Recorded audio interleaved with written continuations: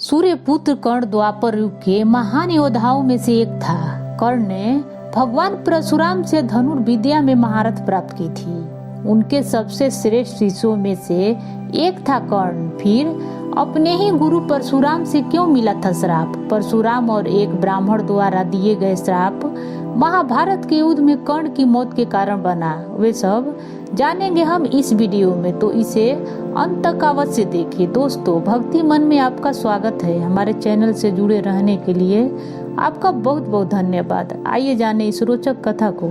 पौराणिक कथाओं के अनुसार कर्ण को बचपन से ही धनुर्धर बनने की इच्छा थी, लेकिन सूत पुत्र होने के कारण कोई उन्हें शिक्षा नहीं देना चाहता था। जब वह धनुर्विद्या सीखने के लिए गुरु द्रोणाचार्य के पास गए थे, तो उन्होंने भी सूत पुत्र होने के कारण कर्ण को धनुर्विद्या देने से इनकार कर दिया था।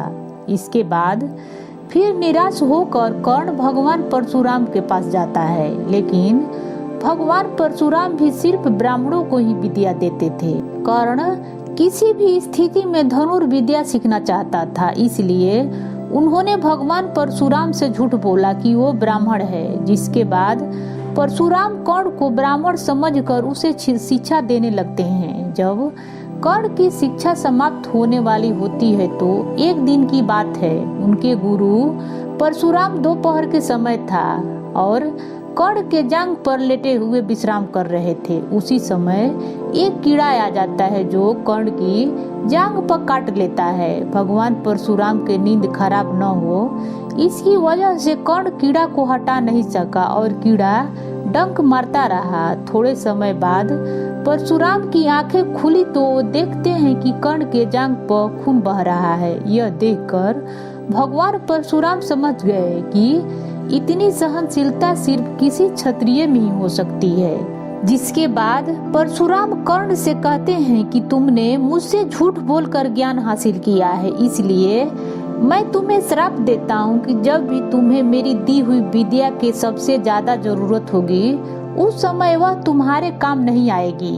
श्राप सुनकर कर्ण ने परशुराम से कहा कि वह स्वयं नहीं जानता कि वह किस वंश का है या किस कुल का है, और अपनी सारी बातें परशुराम को बताते हैं। जिसके बाद भगवान परशुराम को अपने दिए हुए श्राप पर पछतावा होने लगती है, लेकिन दिया गया श्राप वापस नहीं लिया जा सकता था। इसलिए भगवान परशुराम ने कर्ण को विजय धनुष बाण वरदान के रूप में देते हैं। जिसके बाद कर्ण भगवान परशुराम के आश्रम से विदा हो जाता है। इस घटना को कुछ वर्षों बाद एक दिन कर्ण जंगल में किसी अत्याचारी राक्षस के पीछा कर रहे थे और राक्षस को निशाना बनाते हुए उसे मारने की कोशिश करते हैं, लेकिन अचानक वह राक्षस गायब हो गया और धनुष से निकला हुआ बाण दलदल में फंसी एक गाय को लग गई। जिसके बाद उस गाय की मौत हो गई।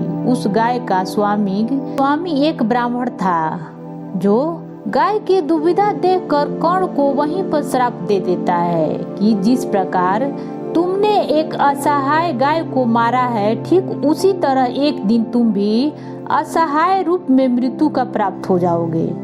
दोस्तों, ये था कर्ण से जुड़ा हुआ रोचक कथा। कैसा लगा कमेंट बॉक्स में बताएं और पसंद आए तो लाइक करें। मेरे चैनल को सब्सक्राइब करना न भूलें। धन्यवाद।